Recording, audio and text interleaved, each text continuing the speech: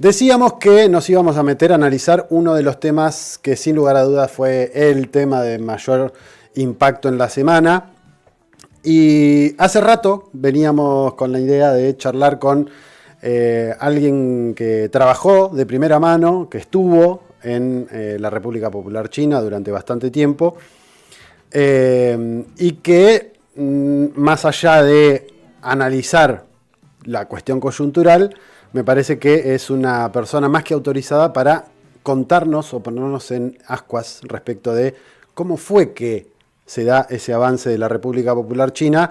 Digo esto teniendo en cuenta porque muchas veces la propaganda que se ve desde aquí es que es una cosa que ya es muy distinta a lo que efectivamente es China en la actualidad. Estamos hablando de nuestro ex embajador en la República Popular China, Sabino Vaca Narvaja, quien tiene la gentileza de estar en comunicación con nosotros para charlar un ratito. Sabino, muchísimas gracias. Nicolás y Miranda de este lado, ¿cómo estás? ¿Qué tal, Nicolás? ¿Qué tal, Miranda? Muy buenos días y bueno, gracias por invitarme a este programa de radio. Por favor. Bueno, Sabino, primero aprovechando tu experiencia y tu paso por la República Popular China, además por haber estudiado muchísimo la realidad de ese país, me parece que lo primero es tratar de explicar, aunque sea sintéticamente, sé que es difícil lo que te pido, pero aunque sea sintéticamente, cómo llega China a este momento de estar disputando de alguna manera la hegemonía o el lugar de preponderancia que por lo menos en el último medio siglo lo ocupó Estados Unidos o Occidente. Exactamente. Yo siempre cuando empiezan estas preguntas arranco ¿cuánto tiempo tenemos? ¿No? Pero bueno, voy a tratar de hacer algo resumido. No, lo primero que hay que entender, creo, es el rol que ocupa, ya no hablo de este siglo, sino el rol que viene ocupando China en el mundo en los últimos 18, 19 siglos. Y esto es importante porque primero ahí te cambia el prisma de cómo entendés a China y al peso que ha tenido en la historia. ¿Por qué digo esto? Porque del siglo I al siglo XVIII, China representaba para el mundo el 40% del mercado mundial. O sea, fue literalmente el centro mundial por 18 siglos seguidos. Esto se eclipsa en la última periodo dinástico de China, que es la dinastía Qing, cuando obviamente aparece el nuevo formato de modo de producción y la revolución industrial, y termina con lo que China llama el siglo de la humillación. O sea, hasta 1912, 1911, que colapsa la dinastía Qing y asume un partido nacionalista que era el Kuomintang, con Sun Yat-sen, en ese momento China, aún en ese colapso, representaba cerca del 30% de la economía del mundo. Ese es el primer tema para arrancar la discusión, porque nosotros tenemos una mirada de China de que está emergiendo como en una nueva emergencia, en un esquema de potencia mundial. La realidad es que ellos perciben que están posicionándose en el esquema natural, ¿no? Que están reemergiendo. O sea, no lo perciben como algo nuevo, sino como que están ocupando el lugar natural de la historia, les repito, 18 siglos, representando el 40% del comercio mundial. Aún hoy, o sea, con este gran desarrollo que tiene China, representa el 18% de la economía del mundo. Entonces, fíjense, para llegar a la normalidad histórica, lo que les pasa. Y en este siglo de la humillación, China sufre la invasión de Japón, la colonia inglesa, francesa, alemana, de muchos países, por ellos le llaman el siglo de la humillación. Aparece ya en 1921, se crea el Partido Comunista China y empieza a tener enfrentamientos con el Partido Nacionalista, que era el Kuomintang. En ese momento estaba Sun Yat-sen, que tenía como más respaldo, había desarrollado políticas interesantes, pero le aparece el segundo, que es Chiang Kai-shek, y es el que termina enfrentándose al Partido Comunista, acuérdense, en la llamada larga marcha con Mao, y termina estoy de nuevo haciendo un reduccionismo, ¿no? Pero termina en 1949 con la creación de la República Popular China, y acá hay un elemento interesante, en esta larga marcha y la guerra del Ejército Rojo contra el Kuomintang se va a Taiwán, Chiang Kai-shek se va a Taiwán, y ahí esto es importante tenerlo en cuenta porque China tiene el mismo reclamo de integridad territorial que tenemos nosotros, y ahora vamos a hablar del papelón que está cometiendo Argentina y el presidente Milei con respecto a esto, pero esto es importante porque históricamente, como el Kuomintang se va a Taiwán, la diferencia, si querés, con nuestro reclamo de integridad territorial con nuestras islas es que el Kuomintang en ese momento reclamaba para sí toda la República Popular China, ¿no? Estaba el esquema cruzado. Y bueno, entonces en el 49 asume Mao Zedong, y fíjense en este siglo de la humillación que sufrió el esquema colonial, la pérdida, acuérdense, de territorios como Hong Kong y como Macao, que después recuperan, China llega al 5%, representando al 5% de la economía global. Fíjense la caída. Entonces, este es solo un elemento también importante, porque por eso China siempre tiene esta dimensión de soberanía, de mirada de ganar autonomía, y sufrió mucho el colonialismo, que también nos genera empatía a países de Latinoamérica, precisamente, sobre todo el colonialismo más fuerte de Inglaterra, pero también ellos sufrieron mucho lo que es la invasión japonesa. Y otro dato histórico importante es que China participó activamente en la Segunda Guerra Mundial. Se conoce mucho la participación de Rusia, ¿no?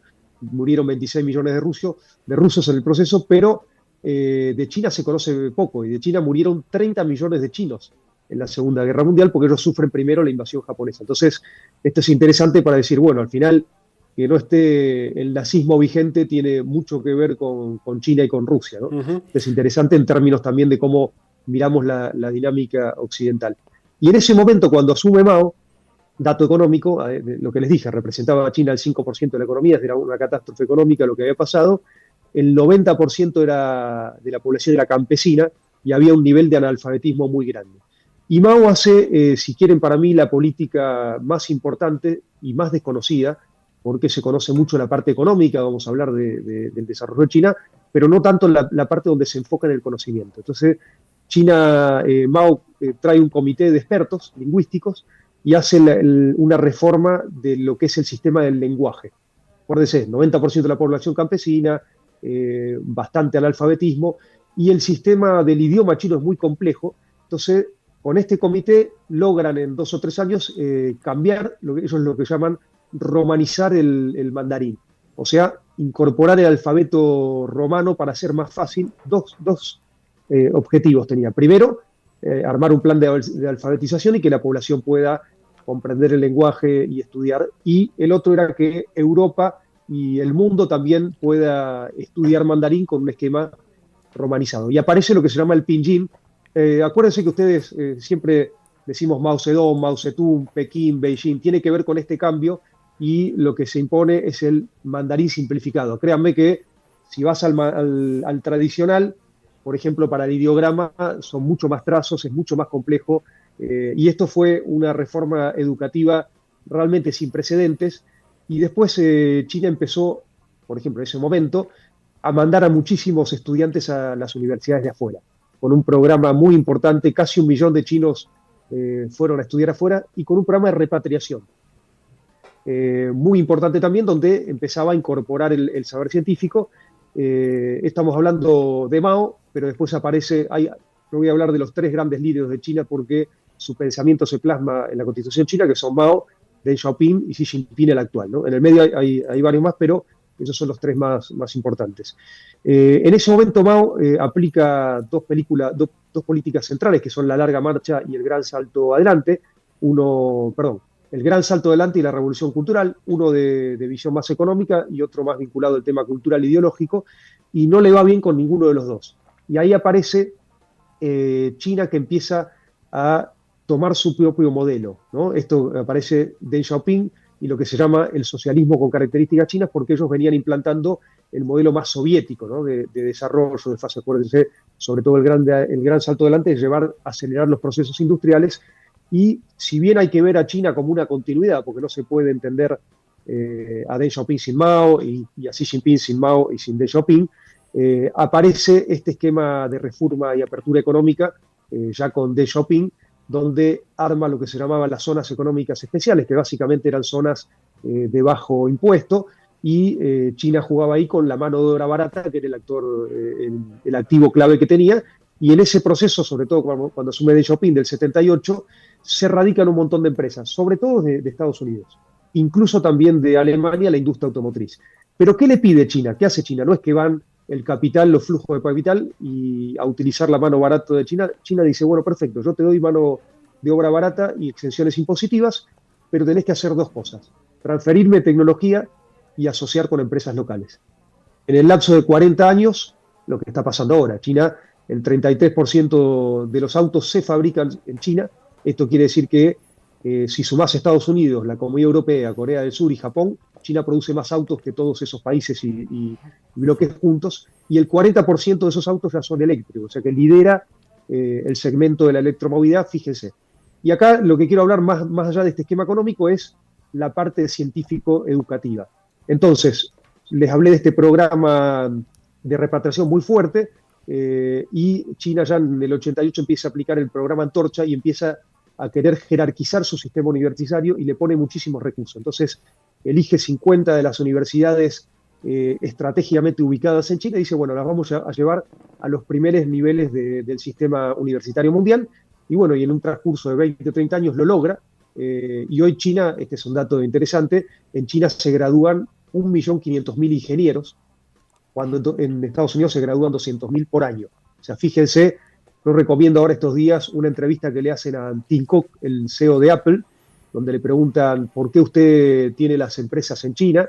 Dice, es por la mano de obra barata, y él dice, no se equivoquen, ya hace muchos años que China no ese es el activo central. Yo le voy a explicar por qué, dice Tim Cook. Dice, nuestro tipo de empresas y de fábricas necesitan una especialización de trabajo muy específica, que son ingenieros en herramientas. Si yo convoco en este estudio en Estados Unidos a ingenieros en herramientas, no vamos a llenar el estudio. Si los convoco en China, vamos a llenar 10 estadios de fútbol. Dice, y eso es porque yo estoy acá, y no solo no me voy a ir, sino, acuérdense que en ese momento, estamos hablando una semana antes de este esquema arancelario planetario que hace Trump, pero que grafica muy bien por qué muchas de las empresas de Estados Unidos ya no solo producen en China, sino que ya venden en China y tienen el esquema más sofisticado en China, y por eso es muy difícil esta política de Trump de relocalizar. Y el otro elemento tiene que ver con dos planes que hace China, que es el desarrollo hecho en China 2025, que el eslogan era vamos a llegar a este año del hecho en China al creado en China, ¿no? Como una cosa también interesante, y esto implicaba también un montón de incentivos al sistema educativo, científico, y ahora ya están en el plan Innovación 2030, que eligieron segmentos estratégicos de desarrollo como computación cuántica, inteligencia artificial, la parte satelital espacial. Entonces, China, el activo que yo siempre digo, que ha desarrollado 14 planes quinquenales, que los ha ejecutado, los ha planificado y los ha desarrollado, y ese es el activo que tiene China, la planificación. Y en el plano científico-técnico podemos ver un indicador de este gran desarrollo. Por ejemplo, les hablaba de estas 50 universidades, hoy ya China tiene 50 universidades en el top 10 del mundo, incluso tiene dos universidades como Tsinghua y la Universidad de Pekín, que presentan mucho más paper que las principales universidades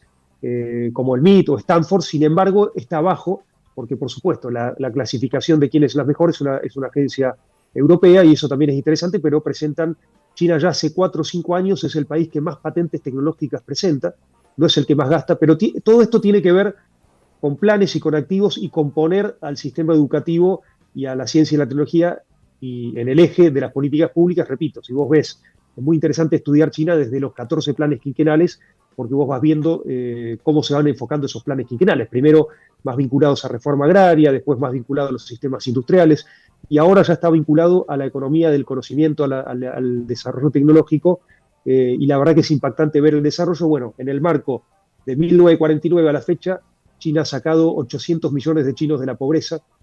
Ese es el desarrollo y el progreso de la humanidad más grande por los tiempos. En el 2021 erradicó la pobreza estructural, que sería la indigencia, y bueno, hoy China ya es el estado de bienes manufactureros más grande del mundo.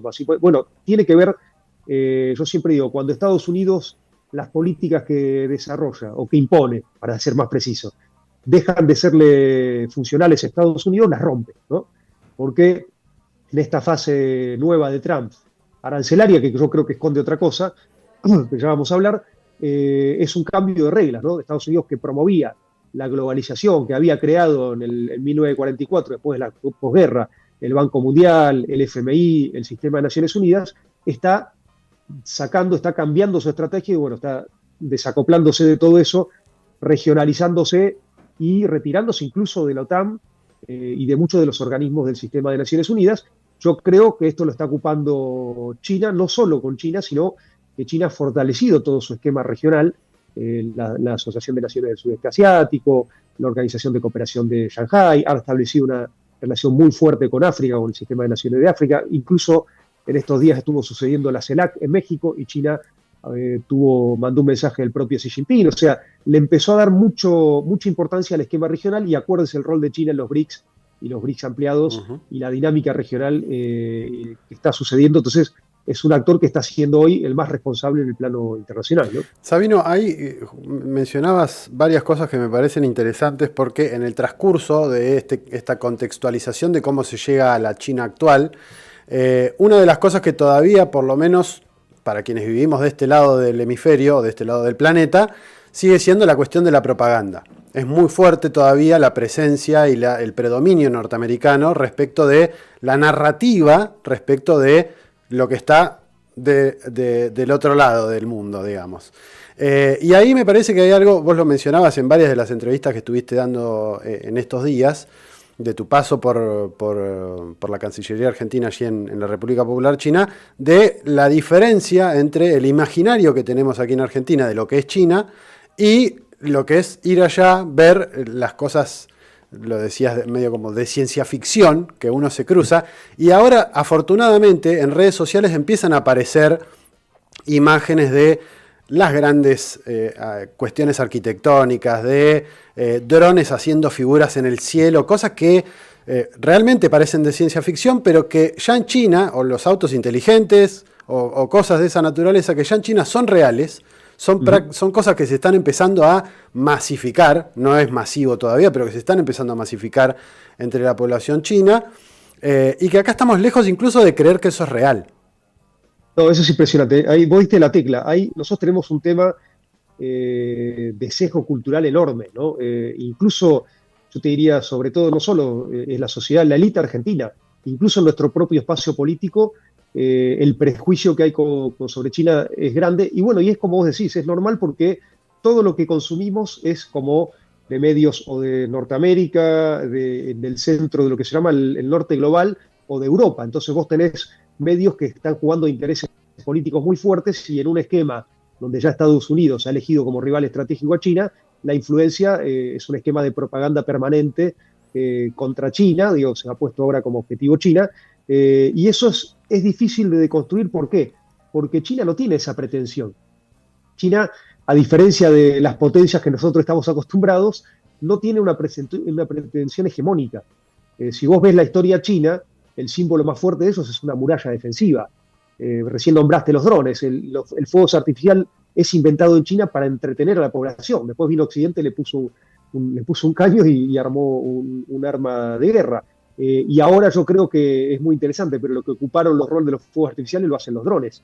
Fíjense, mientras muchas potencias usan los drones como un activo militar, China lo usa para entretener, y la verdad que son cosas increíbles que se ven en cualquiera de las ciudades de China. Entonces, me parece es un esquema muy importante, que es que nosotros, siendo hoy China nuestro segundo socio comercial, tenemos que hacer una deconstrucción cultural, y es como vos decís, vos tenés tanto embate cultural, tanto prejuicio con China, que cuando viajás realmente te sorprendés, porque es como, no es solo el esquema de ciencia ficción, sino los estándares sociales, el formato de vida, incluso la percepción de China, porque hay siempre bastantes discusiones con respecto a esto de no, porque no es un país democrático, y yo siempre pongo el ejemplo de que China, en todos estos 18 siglos, en todos estos periodos históricos de China, nunca se votó.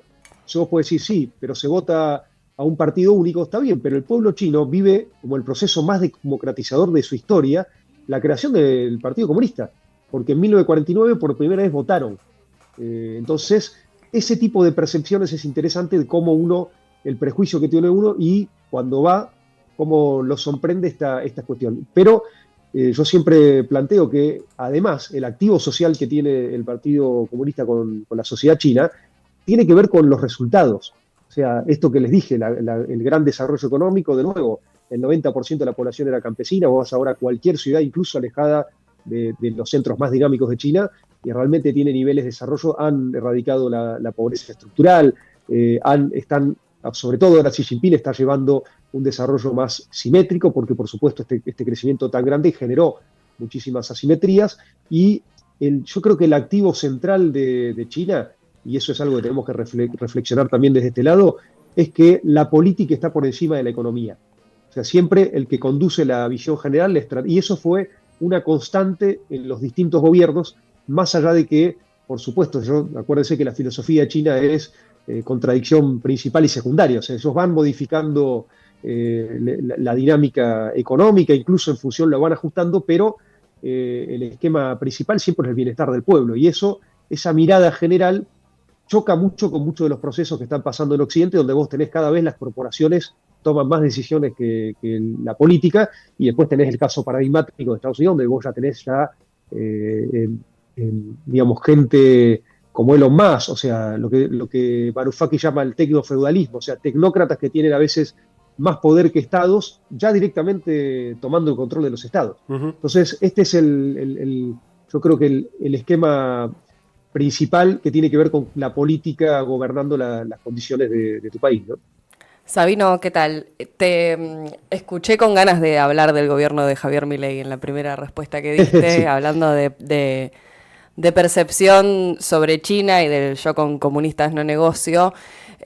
Venimos hablando o abordando bastante en este programa la sobreideologización de la política exterior de este gobierno y de las oportunidades que se perdió Argentina en ese sentido, ¿no? Ingresar al BRICS, por ejemplo, como una de las principales. Pero bueno, preguntarte en relación a China en particular, ¿qué oportunidades o qué riesgos crees que tiene esta mirada de Javier Milei o este desconocimiento, quizás, en relación a la política exterior, en particular sobre China, pero bueno, en el resto del mundo también? Milei nos ha colocado en el peor de las situaciones. O sea, se ha subordinado políticamente a Estados Unidos, que bueno, ya no hace falta profundizar mucho sobre eso, él mismo lo plantea, y al liberalizar la economía, yo creo que también hay subordinación económica a China, lo que es un gigante manufacturero. Si vos no proteges tu sector industrial, estamos en el peor de las situaciones deseadas. Entonces, yo cuando asumió Trump, que la verdad que Milei hizo una campaña muy fuerte, incluso rompiendo las reglas de la diplomacia, porque fue a jugar por Trump cuando era Biden el presidente, yo siempre ya decía en ese momento, Trump va a ser el talón de Aquiles de Milei, ¿no? Porque Trump está en las antípodas del pensamiento, o sea, él tiene esta cosa insólita, que adora a la persona que está en las antípodas de su pensamiento. Y acá yo te diría que está el tema cultural, porque evidentemente lo vemos acuérdense, cuando adquirió Milei 16 aviones supersónicos en un momento que estaba achicando el Estado, hace la compra de estos aviones a un miembro de la OTAN. Acuérdense que nuestra disputa y nuestro reclamo de integridad territorial es con un miembro de la OTAN. Él hace esta compra de estos aviones y en el acto de compra aparece Petri vestido de piloto y de fondo estaba la música de Top Gun. O sea, la entrega cultural es total. Esto que él apenas asume, dice vamos a dolarizar, vamos a armar un tratado de libre comercio. Él se maneja como un súbdito de Estados Unidos, cambiando la política de Estado en materia de las votaciones que tenía el Estado argentino en Naciones Unidas, que ya era un activo estatal porque cambiaban los gobiernos y nosotros manteníamos una política en materia de derechos humanos, manteníamos una política en materia ambiental, manteníamos una política y prestigio internacional con respecto al reclamo de integridad territorial. O sea, rompió las normas de la Cancillería, pero te diría que a veces con ribetes estalinistas, ¿no? Con este control ideológico de los funcionarios. O sea, es muy confuso la ideología de Milei porque la va cambiando y la va adecuando día a día. O sea, una persona que decía vamos a disolver el Banco Central, fíjate cómo estuvo actuando el Banco Central en estos tiempos. Una persona que decía adorar el liberalismo termina abrazado a Trump, es todo lo contrario. Él es el más distópico de este grupo de derechas porque el grupo de nueva derecha está en alguna manera en una fase nacional, en una fase industrialista, proteccionista, y Milei, digo, ¿por qué creo que va a ir cambiando? Porque lo vimos en el último discurso de Davos. Él ya no puso el eje de la economía liberal, empezó a ser un eje más político, ¿no? Y en cualquier momento va a terminar con el esquema migratorio, porque ese va a ser el único elemento que le quede. Entonces, estamos viendo un Milei que va a ir de a poco cambiando, incluso cambió con China, porque yo creo que lo que le pasó a Milei es que se dio cuenta, fíjense, ¿por qué digo que estamos en el peor del mundo? Liberalizamos la economía argentina, por lo cual va a haber un festival de importaciones que va a destruir nuestro sector industrial.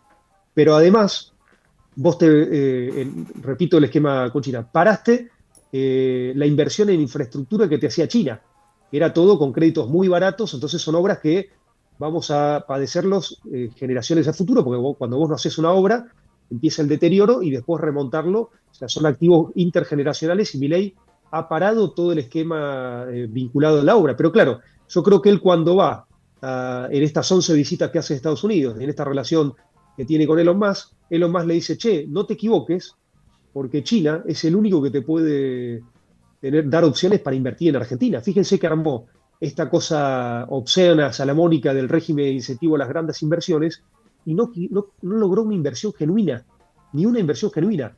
Y China, que había invertido mucho en Argentina en minería, podría ser un actor, pero bueno, ahí es donde él se equivoca, porque en China el Estado sí importa. Entonces, si vos ofendés a la máxima figura estatal, y bueno, el esquema no va a fluir, porque acuérdese que él asumió y dijo, no, es un comunista, es malo, pero el comercio que fluya.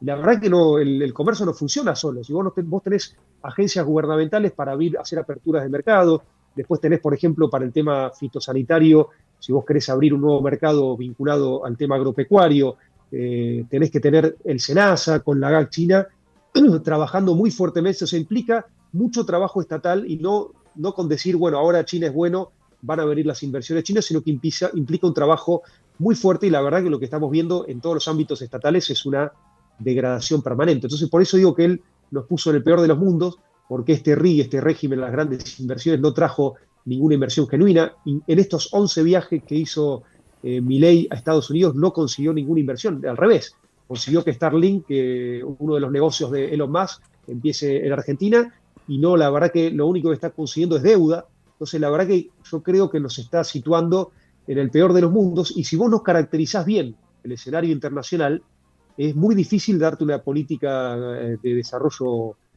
para que tenga suceso, ¿no? Porque si vos caracterizaste primero el enemigo como China, tu socio como Estados Unidos, en esta fase estás en el peor de los mundos, porque incluso yo creo que vos no tenés que pelearte con ninguna potencia. Argentina está en una situación y tenía un activo de la tercera posición, de la neutralidad, un activo de historia, y acuérdese lo que hizo Milei. Lo invita a Zelensky en el medio del conflicto con Ucrania, poniendo en riesgo a Argentina, y después lo tira por la ventana, ¿no? Porque cuando Trump le dice a Zelensky que era un dictador, que era un mal comediante, que tenía que devolverle todo lo que le había financiado, fue Milei y cambió de nuevo su postura y votó neutral contra Ucrania, lo cual eso tiene un impacto muy fuerte en el reclamo de integridad territorial que tiene históricamente Argentina, porque cuando vos cambiás tu posición de Naciones Unidas o decís lo que dice Milei vinculado a la autodeterminación, es un principio totalmente distinto a la integridad territorial y pones en riesgo todo el activo de nuestro reclamo por María, porque lo está diciendo un presidente. Esto es como la estafa de Libra, o sea, es el presidente que inició esa situación. Entonces, eso es lo que yo creo que hay un riesgo grande de Argentina y que estamos retrocediendo, pero yo también invito a ser autocríticos, porque esto que decías vos de los BRICS, de salir de los BRICS y demás, yo creo que también hay un desprecio en nuestra clase dirigente de todos los partidos políticos de las relaciones internacionales. Esto que yo critico de que no puede ser que nombres a gente, adultos mayores, que ya están en una etapa de jubilación y lo haga, bueno, que se jubile, que gane unos mangos afuera, con ningún tipo de sentido lógico con la especialidad de cada persona. Estoy hablando de los 25 cupos políticos que tiene el gobierno cuando asume un nuevo gobierno. Entonces, cuando le va mal a un funcionario, decir, no, mandale una embajada, y después hemos pasado varios de nuestros gobiernos del peronismo y no hemos modificado una Cancillería que trabaja para un mundo, tiene un diseño que está obsoleto. La Cancillería Argentina tiene 30 embajadas en Europa, 15 en Asia. En China tenemos solo 4 consulados, cuando tenemos 11 en Brasil, que está bien porque es nuestro primer socio comercial, pero después tenemos 7 en Estados Unidos, que es cuarto quinto, tenemos 5 consulados en cada una de las capitales de Europa, y en China, que es nuestro segundo socio comercial y que está toda la potencia de complementariedad, tenemos solo 4, tenemos menos de la mitad de empleados administrativos, está clasificado en Cancillería como C, cuando vos tenés ABC, o sea, el funcionario de carrera, cuando licita, A es el mejor y C es el peor, o sea que es todo, pero esto que estoy hablando pasa hace mucho. Tenés un área que lleva a China que se llama Diallo, que es Asia y Oceanía. Cuando tenés un área que se aboca a Estados Unidos que se llama América del Norte. Entonces, estas son las cuestiones que vos decís de fondo, que si vos no modificás, no pensás también en las cuestiones de fondo cuando disputás el gobierno, después lo que te genera es un problema de disociación con los problemas de la sociedad, porque Si vos dejás que la Cancillería la maneje el cuerpo diplomático y no lo orientás, terminás en esta situación, que tenés una desproporcionada representación de Europa cuando la podrías cubrir, y lo que entra después en el periodo son tus instituciones. O sea, porque la gente dice, bueno, pero ¿para qué tengo esta Cancillería que no me genera ninguna oportunidad, no me mejora? Y acá yo publiqué un libro sobre mi experiencia y pongo el ejemplo de los países vecinos, el enorme comercio que tienen con China, y encima no tienen déficit, porque Argentina tiene un déficit estructural, porque tiene una relación primarizada, pero vos ves Brasil, Perú y Chile, tienen superávit con China. En el caso de Chile, un superávit de 15.000 millones. Nosotros tenemos un déficit de 6.000 millones. Entonces, cuando vos ves alguno de los componentes de ese déficit, es Brasil centralmente le exporta en su comercio a China el 40% de minerales. Perú el 89% de lo que exporta China es minerales. Chile el 83% de lo que exporta es minerales, es cobre. Argentina exporta 4% de minerales a China. 4%, teniendo la misma cordillera, teniendo el cobre, teniendo el litio.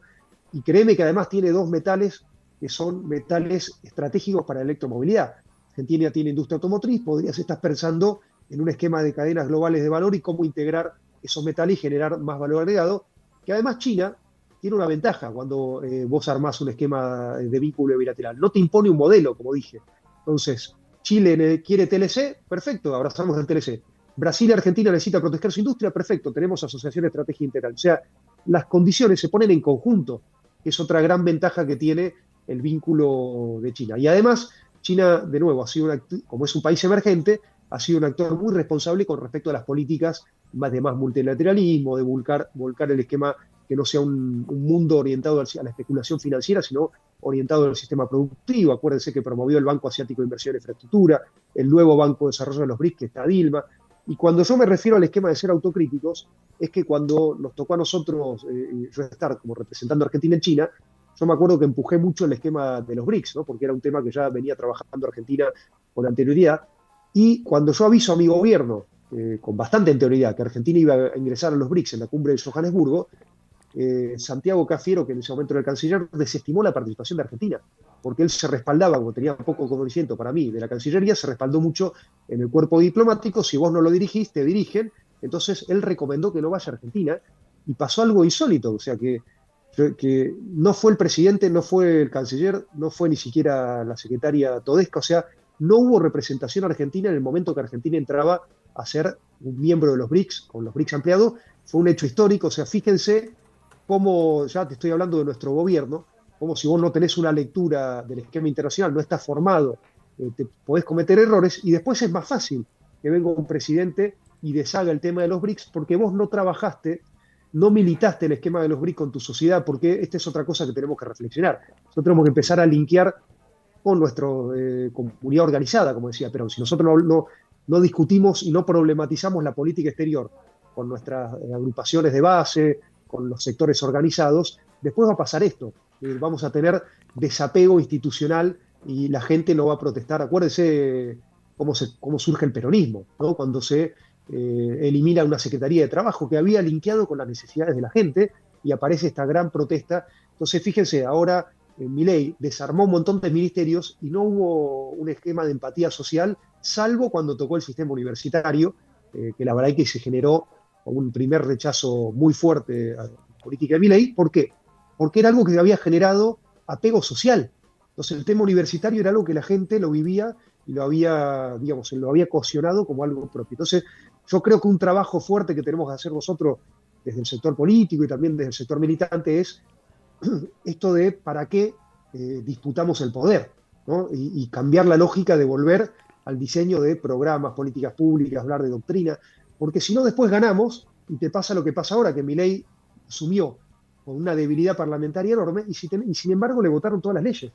Eso quiere decir que nosotros no trabajamos con una visión política y un programa, y en los últimos tiempos nos dedicamos a elegir personas en vez de proyectos. Entonces, acá yo creo que tenemos que empezar a reflexionar de los ámbitos políticos y también de la comunicación. Y una cosa importante que yo estoy haciendo ahora esto, estoy como divulgador de los temas de China, y por eso voy a los medios que me llaman, incluso estoy, no lo digo en broma, que estoy en una especie de larga marcha con características argentinas, porque bueno, yo llegué y me honraron con ser director de una maestría en la Universidad de José de Paz, que es virtual y que aún con esta debacle universitario que está haciendo el gobierno, se inscribió un montón de gente. Armamos una red de universidad. Acuérdense este congreso que hicimos, que también tuvo un capítulo en la provincia de Buenos Aires, donde reunimos a todos los que piensan, se llama Sinólogo, al mundo latinoamericano vinculado al estudio de China, y empezamos a problematizar, porque hay otra cuestión. Si vos no trabajás China como región, también vas a tener una relación asimétrica. O sea, porque la escala de China es tan grande que vos tenés que pensar en términos regionales. Como me acuerdo, Metol Ferré hablaba de los estados industriales continentales. Entonces nosotros las políticas con China la tenemos que pensar por lo menos como UNASUR, o sea, por lo menos regionalmente, y por supuesto lo ideal sería como toda Latinoamérica. Sabino, nos quedaríamos 1 hora o 2 horas más charlando. Se está por terminar el Zoom, por eso nada más estamos Está medio bien. como diciendo. A mí me encantaría ir, la próxima vez si quieren voy Sí, ahí al programa, pero hoy nos estaba encantaría. Eso te íbamos a decir, la próxima hacer una charla acá y capaz que tomarnos el programa entero si tenés disponibilidad de tiempo de 2 horas para estar charlando. Ahí me tienen que parar, puedo estar hablando 3 días. Bueno, perfecto. Queda hecha la invitación, entonces muchas gracias por haberte tomado este rato para charlar con nosotros. El último mensaje, si me dejas, es... Dale nomás. Yo creo que quiero dejar un mensaje positivo en la conjuntura, porque yo creo que recién hablaban de los desafíos, pero también tenemos muchas oportunidades en este contexto. Y créanme que evidentemente el problema de Argentina, como lo dice Cristina, como lo dicen muchos economistas, es el ingreso de divisas.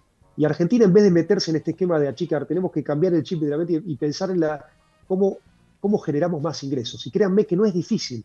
Vos tenés sectores, yo siempre ahí en la publicación hablo de turismo, economía del conocimiento, incluso minería, energía, el tema agroindustrial que va funcionando, pedir más al tema biotecnológico. Haciendo 3 o 4 políticas serias de Estado, programáticas, nosotros podríamos tener un enorme ingreso de divisas y el problema debería ser otro, porque Argentina está estancada en las exportaciones. Hace años que no rompemos los 80.000 millones de exportaciones, y fíjense esta locura que nos llevó Milei. Hizo un ajuste brutal, liberalizó la economía y seguimos con el mismo cuello de botella de exportación. Entonces lo que tenemos que apuntar es al chip de Argentina ya podría en 3 años duplicar sus exportaciones, porque lo ves con los países de la región, y bueno, y este es el esquema esperanzador que propongo, que yo creo que si trabajamos enfocados en programas, enfocados en el esquema de desarrollo, volvemos a la mirada federal productiva, tenemos muchas posibilidades de crecer de verdad. ¿Sí? Ojalá en algún momento nos podamos poner de acuerdo para hacer esto, que es pensar en proyectos. Lo tenemos que hacer nosotros, no hay que esperar a nadie, sí. hay que hacerlo. Es verdad. Sabino, muchas gracias. Abrazo grande y buen fin de. Charlábamos con Sabino Vaca Narvaja, es ex embajador en la República Popular China, ex embajador argentino en la República Popular China, un estudioso además de la cuestión de aquel país. Nos extendimos un poquito más de la cuenta. Me entusiasma muchísimo verlo sentado acá y charlar 3 horas. Obviamente porque ameritaba, más allá de que ya quedó el compromiso hecho para una próxima oportunidad, hacer la entrevista aquí en el estudio y poder estar charlando un rato más en extenso y de abordar un montón de otros temas que quedaron afuera, por ejemplo, los BRICS. Aranceles, chicos. Aranceles, no hablamos de los aranceles, un montón de cosas que quedaron afuera.